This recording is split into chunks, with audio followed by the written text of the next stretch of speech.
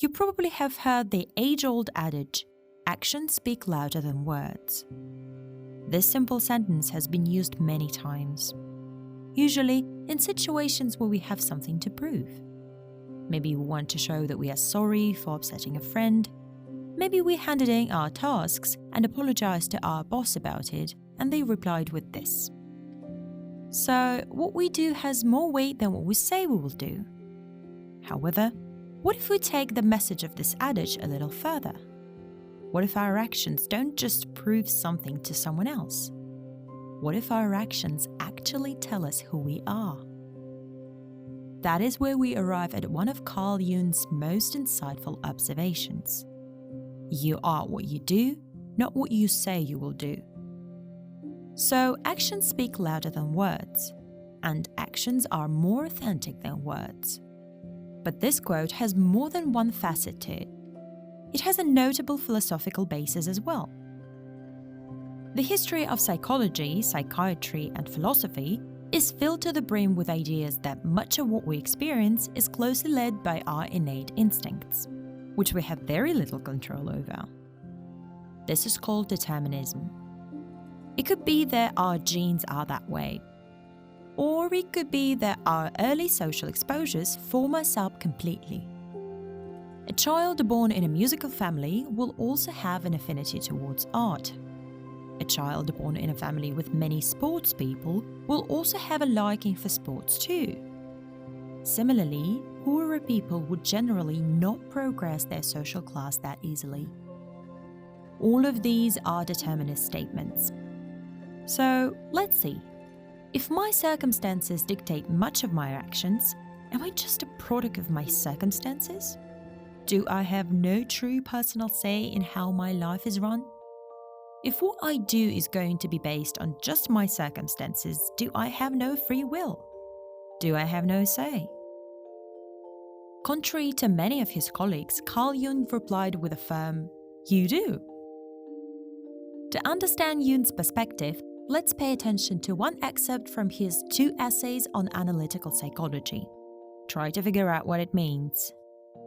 People should know that everyone naturally prefers never to seek the causes of any inconvenience in himself.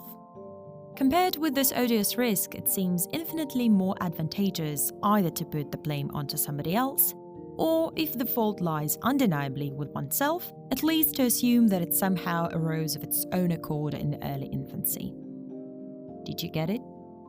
Well, kudos if you do, and very understandable if you don't. The point of the quote is that people look to find other things they could blame, to the point that even if there is no one to blame but themselves, they will blame it on their childhood. Or maybe their physical or psychological illnesses. So, how does this relate to you are what you do? Well, Jung didn't aim it to be just a cliché feel-good statement. He also points towards the fact that you can do something about bad situations. And your actions at that point will not only reflect who you are, they will also shape who you are. This sentiment of continuous growth is also shown in how Jung conceptualizes the development of our personalities. Many personality theorists, like Freud, give the most importance to earlier stages of our lives. But Jung emphasizes the development after our childhood just as much. Even when talking about some psychiatric disorders, as shown earlier, he argues that we have more say than we think. So, what we do shapes not only our future, but who we are as an individual. Let's dive into a few examples to see what that means. John is a young graduate from college who has just finished his graduation. He wants to pursue further studies and research, but looking at the circumstances he is faced with, he begins losing his heart. His finances are dwindling, and due to some issues during his education years, he did not get the best grades. And thus he feels as if he cannot pursue education because he will not be eligible for a postgraduate degree.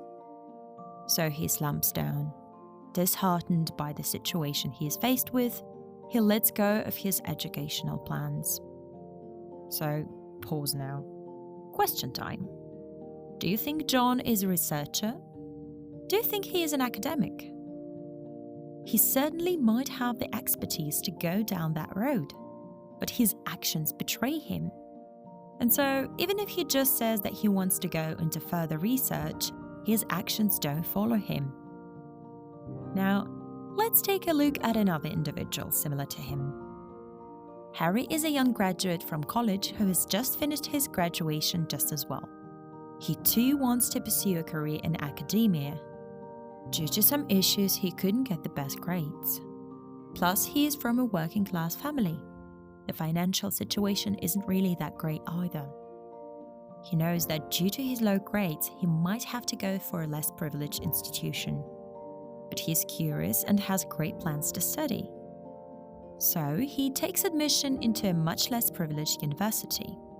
He begins his studies and research there. So, is Harry a researcher? Is Harry an academic? Well, from his actions, it appears that he is on his way. He is doing something about his dream. And that doing something about it is what defines him as a professional. Throughout their lives, people face many challenges. Many of these circumstances are constant. Many of them cannot be changed immediately. John and Harry did not have much money to spare. Could they change that in a day? Probably not. Could they become researchers overnight? Highly unlikely. But it is their actions which lay out the rest of their lives for them. One chose to compromise and drop his career because of the understandably tough circumstances. The other one chose to compromise even more, but he got admitted into a research institution. Who do you think is more likely to be successful in their field? The lesson to be taken from our friendly Dr. Carl Jung is that your actions aren't meaningless. Simple planning or even complaining aren't that bad. But like Jung said, you are what you do, not what you say you will do.